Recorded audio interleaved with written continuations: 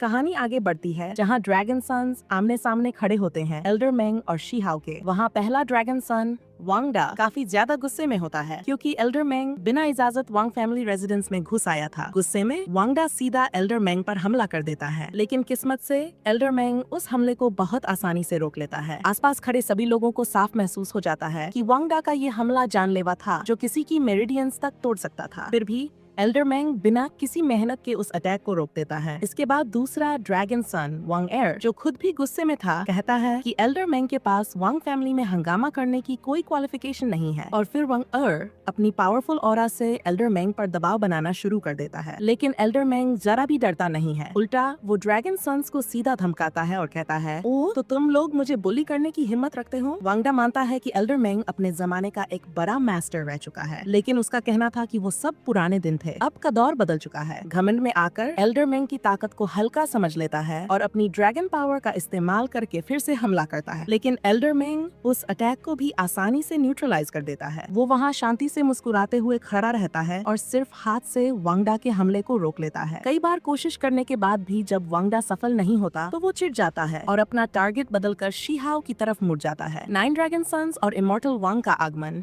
लेकिन जैसे ही शी हाओ को निशाना बनाया जाता है एल्डर मेंग का गुस्सा फूट पड़ता है। अब वो सच में सीरियस हो जाता है और अपनी प्रिमोडियल शैडो को रिलीज करता है, जिससे हमला वहीं रुक जाता है। इसके बाद एल्डर मेंग एक जोरदार काउंटर अटैक करता है और सिर्फ एक ही वार में वांगडा को दूर उड़ा देता है। इसके बावजूद ड्रैगन सन्स पीछे हटने को तैयार नहीं होते। उनका मानना था कि चाहे एल्डर मेंग कितना भी ताकतवर क्यों न हो, वो अकेले 9 ड्रैगन सन्स का सामना नहीं कर सकता। एक एक करके बाकी ड्रैगन सन्स भी वहाँ पहुँचने लगते हैं और आखिरकार पूरे 9 ड्रैगन सन्स इकट्ठा हो जाते हैं। तभी जब माहौल पूरी तरह गर्म हो चुका था, अचानक हवा में एक भारी और गूंजती हुई आवाज सुनाई देती है। ये आवाज थी इमॉर्टल वांग की, जो वांग फैमिली का सुप्रीम लीडर था। वो एल्डर मेंग का स्वागत करता है और एल्डर मेंग व शी हाओ दोनों को अपने क्वार्टर्स में आने का न्योता देता है ताकि शांति से बात की जा सके। जैसे जैसे वो अंदर की तरफ चलते हैं, वो देखते हैं कि वांग रेजिडेंस के इनर एरिया में मौजूद इमारतों पर बहुत ही प्राचीन सिंबल्स बने हुए हैं। इसे देखकर शी हाओ और लिटिल एंट दोनों हैरान रह जाते हैं। उन्हें बिल्कुल उम्मीद नहीं थी कि वांग फैमिली के पास इतने पावरफुल एंशिएंट सिंबल्स होंगे और वो उन्हें आज तक सुरक्षित रख पाए होंगे। एल्डर मेंग उनकी शंका को कंफर्म कर देता है। वो बताता है कि यही एंशिएंट सिंबल्स इस रेजिडेंस को इतना ज्यादा सिक्योर बनाते हैं। ये सिंबल्स वांग फैमिली के मेन एस्टेट के लिए लगभग ना टूटने वाली डिफेंस की तरह काम करते हैं। शी हाओ के मन में फिर भी डर बना रहता है। उसे लगता है कि रेजिडेंस के अंदर और भी खतरनाक चीजें छुपी हो सकती हैं, लेकिन एल्डर मेंग उसे आराम से समझाता है और कहता है, इतना मत सोचो, ये मौका बहुत रेयर है, इसे बेकार नहीं करना चाहिए। शॉर्ट में कहें तो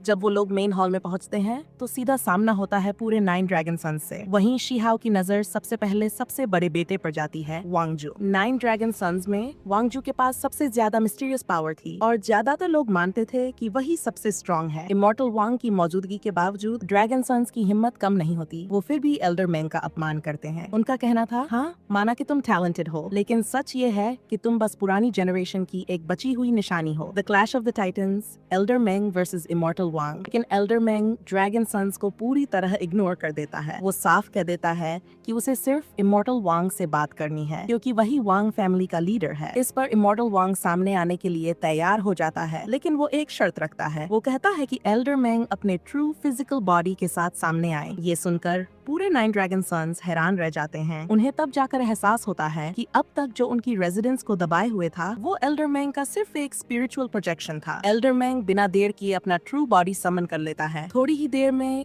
इमॉर्टल वांग भी सामने आता है और वो दिखने में काफी यंग लगता है। एल्डर मेंग मुस्कुराते हुए कहता है कि इमॉर्टल वांग की ये जवानी उसके रीबर्थ का नतीजा है। हालांकि दोनों एक ही जनरेशन से थे, फिर भी उनकी लाइफ प्रिंसिपल्स एक दूसरे से बिल्कुल टकरा रहे थे। धीरे धीरे बात असली मुद्दे पर आ जाती है। इमॉर्टल वांग गुस्से में था कि उसकी रेजिडेंस में कोई घुसने की हिम्मत कैसे कर सकता है। इस पर एल्डर मेंग पलटकर कहता है, इस झगड़े की शुरुआत तुम्हारे वांग फैमिली ने ही की थी जब मेरे डिसाइपल को परेशान किया गया। फिर एल्डर मेंग साफ शब्दों में कहता है, शी हाओ उसका आखिरी डिसिपल है और वो उसे अपने बेटे की तरह मानता है, बिल्कुल वैसे ही जैसे इमॉर्टल वांग अपने 9 ड्रैगन सन्स की हिफाजत करता है। एल्डर मेंग सीधा सवाल पूछता है, अगर तुम्हारे 9 बेटे बाहर वालों से खतरे में होते तो क्या तुम चुपचाप बैठे रहते? जाहिर है इमॉर्टल वांग भी जवाबी हमला करता और वही काम इस वक्त एल्डर मेंग शी हाओ के लिए कर रहा था। तभी दोनों के बीच एक जबरदस्त ऑरा क्लैश हो जाता है। 9 ड्रैगन सन्स भी अपनी ताकत इमॉर्टल वांग की ऑरा में जोड़ देते हैं। ताकि एल्डर मेंग पर दबाव बनाया जा सके। इमॉर्टल वांग चेतावनी देता है, वांग फैमिली डोमेन में बिना सोचे समझे हरकत मत करो। द 10,000 डायग्राम्स और एम्पर श्राउड। लेकिन एल्डर मेंग अपने रास्ते से बिल्कुल नहीं हटता। वो साफ कह देता है, अगर शांति से बात नहीं करनी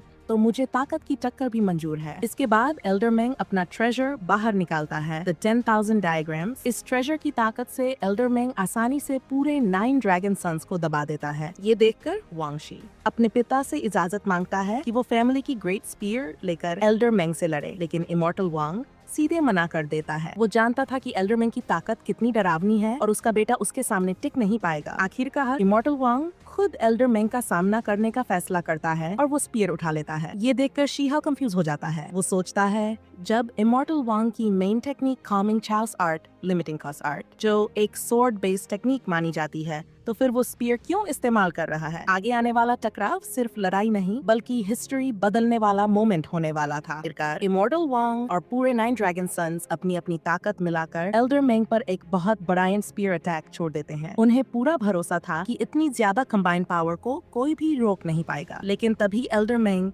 एक और सच्चाई सामने लाता है। वो कहता है, तुम्हें लगता है मेरे पास सिर्फ एक ही हाई लेवल ट्रेजर है, और उसी पल वो अपना दूसरा ट्रेजर रिलीज करता है, एम्परर श्राउड फ्लैग। जैसे ही ये ट्रेजर बाहर आता है, पूरे स्पीयर अटैक को पल भर में न्यूट्रलाइज कर देता है। इसे देखकर इमॉर्टल वांग पूरी तरह चौंक जाता है। वो इस फ्लैग को पहचान लेता है। ये वही एंशिएंट वॉर बैनर था जिसे एक इमॉर्टल एम्परर खुद ग्रेट बैटलफील्ड्स में लेकर गया था। लेकिन वांग फैमिली के कुछ लोग, जिन्हें इसकी हिस्ट्री का कोई आइडिया नहीं था, इस फ्लैग का मजाक उड़ाने लगते हैं। वो इसे एक साधारण सा कपड़ा यानी मियर रैग कह देते हैं। ये सुनते ही एल्डर मेंग का गुस्सा फूट पड़ता है। उसे एंशिएंट एरा के हीरोज का ऐसा अपमान बिल्कुल मंजूर नहीं था। बस एक झटके में वो फ्लैग को हल्का सा घुमाता है और उन लोगों को तुरंत खत्म कर देता है। इसके बाद एल्डर मेंग जोर से कहता है, इससे साफ पता चलता है कि वांग फैमिली को एंशिएंट वॉर्स की कोई इज्जत नहीं है। वो बताता है कि ये सिर्फ एक वॉर फ्लैग नहीं है, बल्कि ये 2 इमॉर्टल एम्परर्स का बेरियल श्राउड भी रह चुका है। इस पर इमॉर्टल वांग जवाब देता है, हम हिस्ट्री की इज्जत करते हैं, और वो ये भी कहता है कि वो एल्डर मेंग से लड़ाई रोकना चाहता है। लेकिन एल्डर मेंग को अब भी पूरा यकीन नहीं होता कि इमॉर्टल वांग सच बोल रहा है या बस झूठ बोल रहा है। तभी इमॉर्टल वांग पूछता है,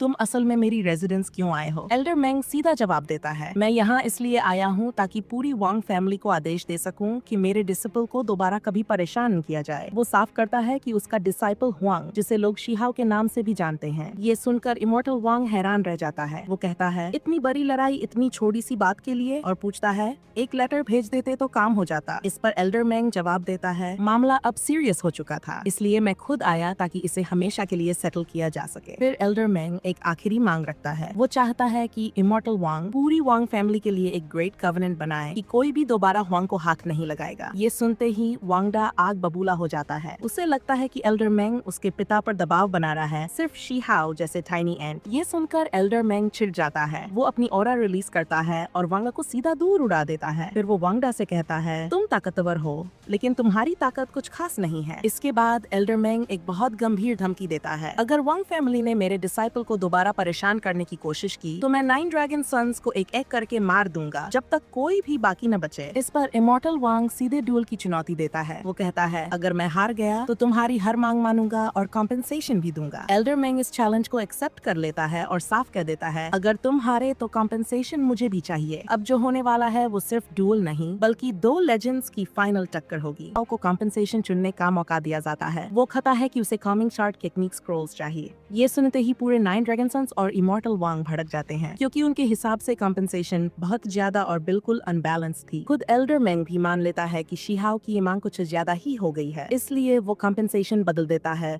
और टेक्निक की जगह मेडिसिनल हर्ब्स की मांग करता है। शिहाओ इस पर सहमत हो जाता और इसके बाद एल्डर मेंग और इमॉर्टल वांग के बीच डुएल शुरू हो जाता है। शुरुआत में ये लड़ाई एक नॉर्मल डुएल जैसी लगती है, कोई बड़ी पावर डिस्प्ले नहीं दिखती, लेकिन असल में दोनों अपनी ताकत को दबाकर लड़ रहे होते हैं। भले ही बाहर से लड़ाई साधारण लगे, लेकिन हर टक्कर का असर पूरे बैटलफील्ड में हलचल के रूप में महसूस होता है। आखिरकार दोनों अपनी लड़ाई सीधे आउटर स्पेस में ले जाते हैं। इधर एल्डर मेंग के जाने के बाद 9 ड्रैगन सन्स सोचते हैं कि अब शिहाओ को दबाने का ये सही मौका है। शिहाओ भी उनका सामना करने के लिए तैयार हो जाता है, लेकिन लड़ाई शुरू होने से पहले ही अचानक एल्डर मेंग वापस लौट आता है और उसके साथ इमॉर्टल वांग भी होता है। वापस आते ही इमॉर्टल वांग पूरी वांग फैमिली और 9 ड्रैगन सन्स को सख्त आदेश देता है, शिहाओ को दोबारा कोई हाथ नहीं लगाएगा। वो साफ चेतावनी चेतावनी देता है कि जो भी ऐसा करेगा उसे बहुत भारी अंजाम भुगतना पड़ेगा। इससे ये साफ हो जाता है कि ड्यूल में एल्डर मेंग जीत चुका था। इसके बाद वांग फैमिली की तरफ से एक बड़ा ऐलान किया जाता है, अब से शिहाओ पूरी तरह से प्रोटेक्टेड रहेगा और उसे कोई भी परेशान नहीं करेगा। यहीं पर इस हफ्ते की कहानी टू बी कंटिन्यूड पर आकर रुक जाती है। अगले हफ्ते की कहानी में हमें दिखाया जाता है एक ग्रेट अलायंस का जुटना जो ग्रेट स्कारलेट स्काई रीजन की ओर रवाना होने वाला होता है। वहाँ एक बड़ा क्राइसिस पैदा हो चुका है। बाहर की दुनिया उनकी होम वर्ल्ड से जुड़ चुकी है और बाहर से आए दुश्मन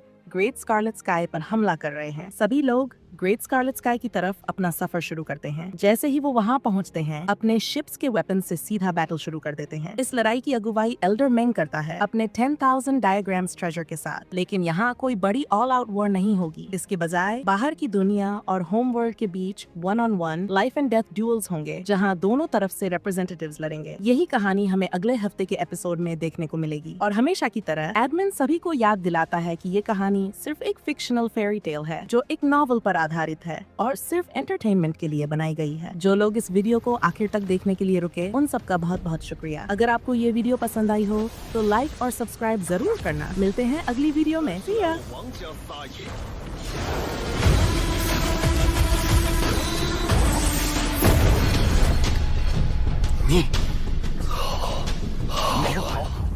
那只古猿和金乌也被王家降服。扫尽异域大敌，征战世界未央上。我敬重战旗，不想动武。